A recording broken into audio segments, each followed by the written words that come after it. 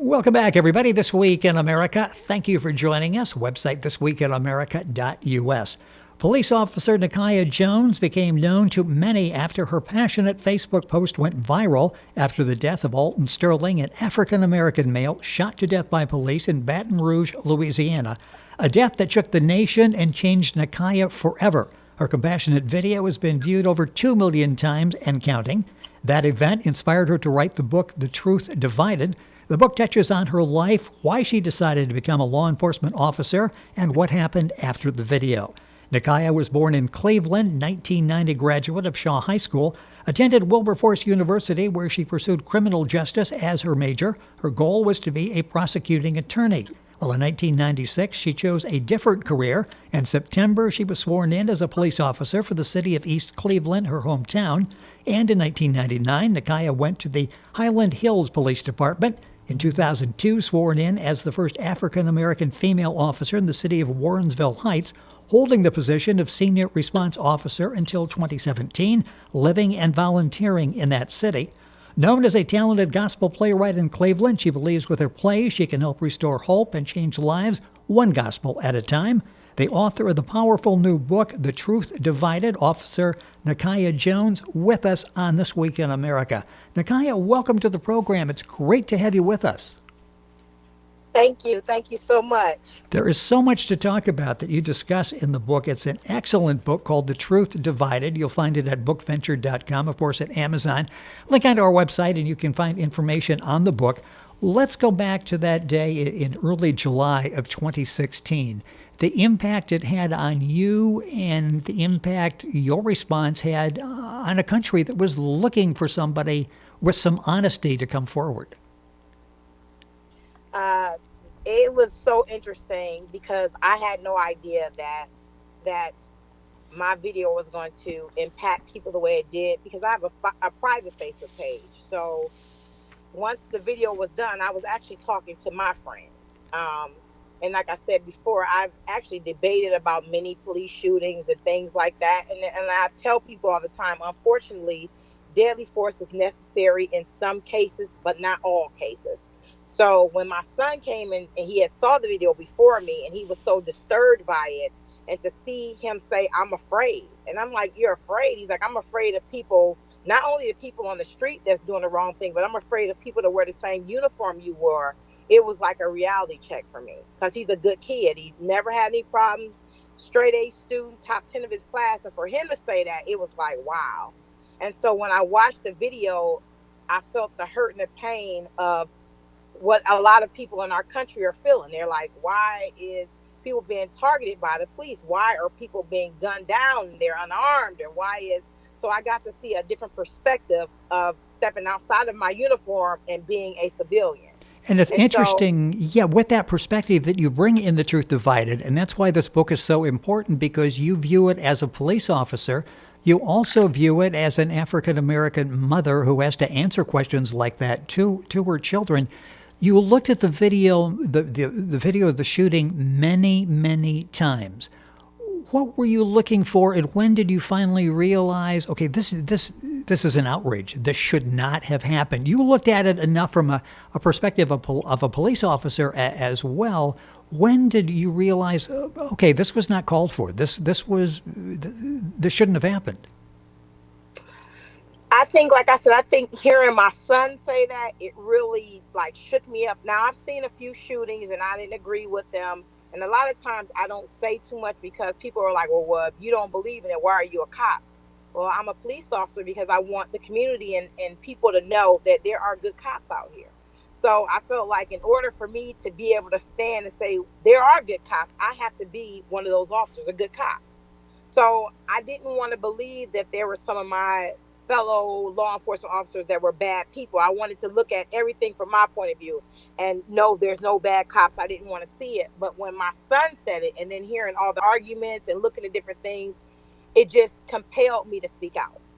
And one of the emotions you say that you went through is you wanted to quit. You were that disgusted that I don't want to do this anymore.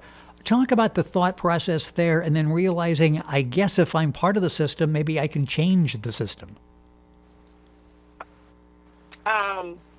I think that's kind of rough. I think that, like I said, to watch Falon, my son's reaction, it shook me. But then to hear people saying, even just being in a patrol car, people saying, "We hate you guys." Even if I was there to help them, they were like, "We hate y'all. Y'all all foul." And then coming to a realization that we do have some bad officers, it made me almost feel like I don't want to put this uniform on anymore, because I'm out here risking my life and for a community that hates me. And I'm a good cop, and no matter what I do, it seems like they're not focused on us good officers, they're focused on the bad ones. And so not only am I watching African Americans and some minorities, and honestly there are white males and females that are living maybe under the poverty level that are targeted also. It's not just a black thing, trust me. So it made me feel like I don't want to be a part of this organization anymore. I don't want to be a police officer anymore. But I can remember my grandmother saying, if you want to make a difference in a situation, you have to become a part of it. You have to get in there. So I knew it was important for me to, okay, Nakai, you want to get out of this uniform, but it's more important for you to stay in this uniform so that you can say, look, I'm a law-abiding officer. I'm a stand-up officer, and the community will vouch for that. I'm like, okay, go ahead. I'm going to say. No, I'm sorry. In the video, you talk about the black community and the fact that you're saying we're divided, be smart, put the guns down. And then you're criticizing police officers, white police officers who may feel uncomfortable dealing with people that don't look like them, and they should get out of the profession. So it was balanced. Again, you were saying there are issues on both sides. What kind of response did you get? And first of all, let me ask you, this was spontaneous, and I think why this was so effective, this was your initial reaction. This was not something you thought about and had a speechwriter, work on for a week before you did the video. This was your initial gut reaction to what happened, wasn't it? Yes. Yes. It was just my natural reaction. Like I said, I had no idea. If you would have told me then that video was going to go viral, I wouldn't have believed you. I didn't know that was going to happen. And I tried to be fair to show it from both parts. Like, listen, I understand there's bad officers. I've seen officers, work with officers that act a certain way when we go into certain communities. So I know it's the truth. But I also am watching black on black crime at an all-time rate. I mean, I'm watching 13 and 12-year-old children kill one another. So it's an issue on both sides. But then I'm also seeing officers are being targeted by the community because they're angry at us. And I'm saying, I'm not the officer that made your day bad. I'm not the officer that was running around. I treat everybody with respect. Why am I being targeted? And it's a lot of good officers out here that have lost their lives just because they were targeted because of some bad decisions of other officers. And you bring, as I keep saying this, but it's so true, a unique perspective to your job. In the book, The Truth Divided, you talk a lot about your childhood. You described it as very unpleasant. In fact, you tried to end it at age 16. It's not like you grew up in a wealthy suburban neighborhood, that was affluent. You grew up in a difficult situation, so you can really relate to what that part of the community is going through. Yes, and I think I wanted to put that in the book so that people would understand that I had it rough too, from both sides, from people that are wondering why I became an officer, or why am I so compassionate about things. But I also wanted to put in there to let our younger generation know that it doesn't matter where you start, it's where you end. So don't use your past, because of your past problems or the way you grew up, as an excuse to get out here and do things that you know are wrong. So I wanted to put that in there so that people that say, well, my mom was on drugs or my mom did this, so that's why. No, you're acting that way because you want to act that way, because I grew up in a house that way. And I turned my life around. I didn't want to be that. So that was my reason for putting that in there also. NAKIA Jones, our guest on the program. That's NAKIA Jones. You'll find the book available. The book is The Truth Divided at bookventure.com in the bookstore. You'll find it at Amazon as well. You can link on to all of those sites by going to our website, thisweekinamerica.us. You can follow NAKIA on Facebook, Officer NAKIAJones.com. If you didn't see the video yet, it still is, as unfortunately, I guess, as relevant today as it was a couple of years ago when you did that. What's interesting is, and I didn't realize, I thought if you posted something private on Facebook, it was private. And I understand when people start sharing it, suddenly it's viral and you've got, in your case, several million hits on it. You get a call and the chief wants to see you. Talk about what happened after the video went viral and their reaction. I was real nervous. My chief has never ordered me in, and it was so weird because one of the detectives came to get me. He's like, "NAKIA, you might want to hide yourself because the media is all over the back parking lot." So I actually had to cover myself up to go into the department, and the chief was just shooken up because we never experienced anything like this before. And he's just like, "What are you gonna do? I've never ever been in a situation like that."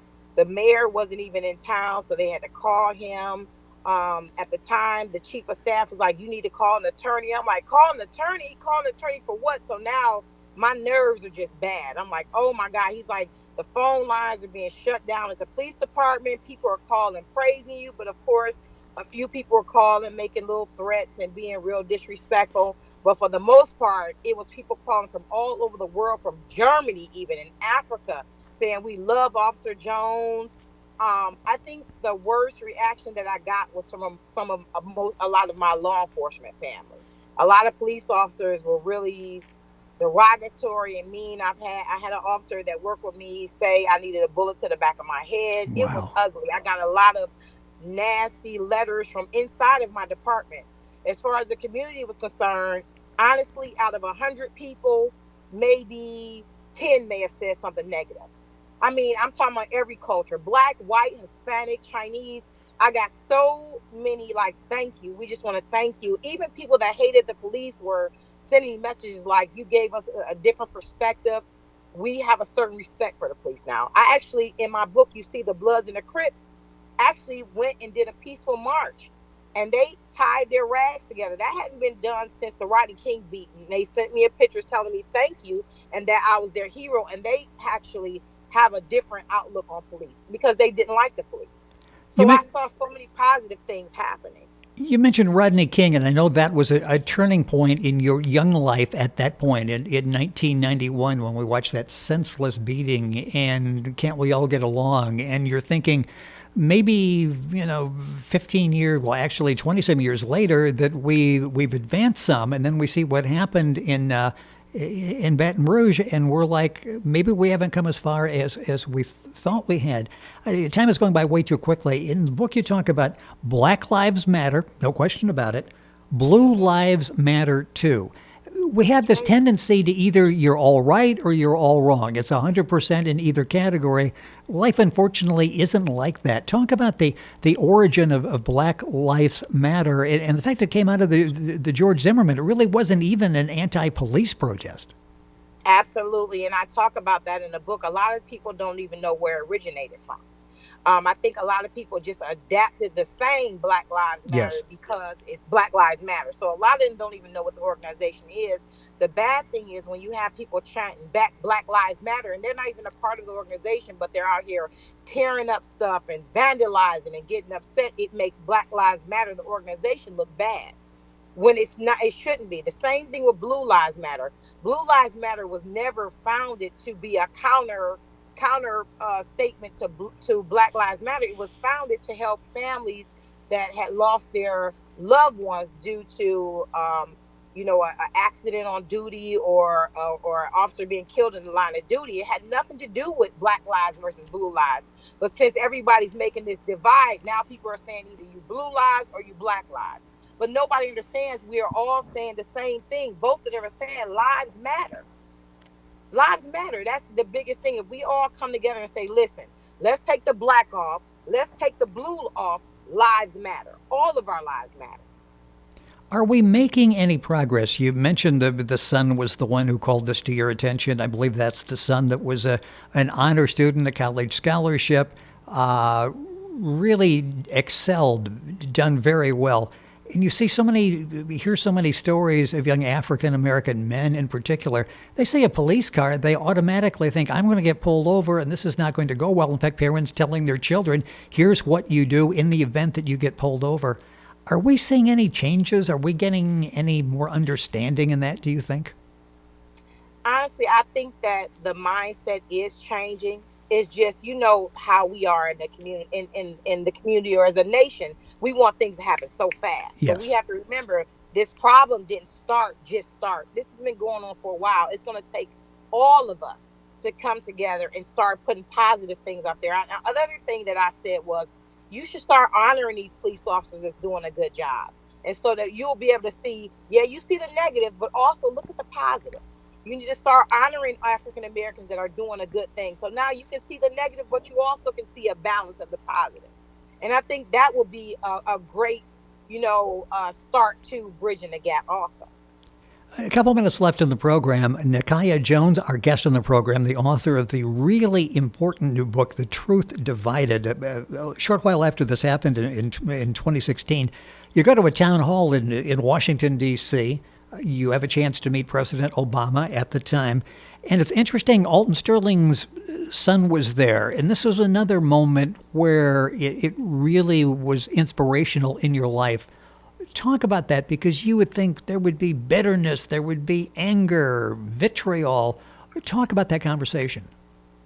Oh my God, he was an amazing young man. And actually, I'm going to a book signing June 30th. They're flying me there and everything. And hopefully he'll be there. He hugged me so tight and said, "Officer Jones, thank you. I love you. And I just want, what he said, I just want peace between the community and the police."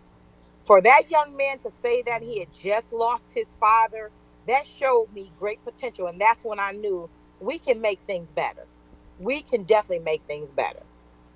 And you are working on that in the community. One of the things you do at the end of the book is issue a challenge that we trade places with one another. We listen with our mind and with our heart. How do Yeah. you feel about that? When that is your message and you're talking to people, do you see them? You're right. Yes, yes. I think the people that really want to see change, even the ones that are kind of stubborn, they'll sit back and be like, you know what, Nakia, you're right. The people that don't want to change, you already know it. They're not going to change. That's just who they are. But if I can just reach one person and have them change their mindset, I feel like the book has done exactly what it was meant to do. When you look back on that video, I'm sure when you thought that this is private, now suddenly I'm getting millions of people watching this. I'm getting millions of response to this. I got my own hashtag on Twitter now. I mean, I've got people that are following, people that are happy, people that are unhappy. This really, in the long run, really, I think, makes the world a better place, don't you? The message needed to be said. You got it out there, and people are now having conversations about it that might not have had it before. Absolutely, absolutely, and that's what the book was written for, and it really is. And you actually seeing people dialogue. Even the police and the community are starting to have dialogue, and they're starting to come with an understanding, because the community needs the police just like the police needs the community.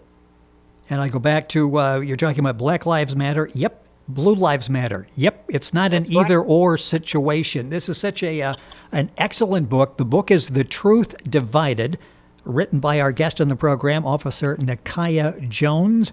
The book is available at bookventure.com in the bookstore. You'll find it at Amazon, of course. And you can link on directly to those sources by going to thisweekinamerica.us. You can follow Officer Jones on Facebook, officernakiajones.com. NAKIA, it's a pleasure to have you on the program. Hopefully we can do this again. It's important reading.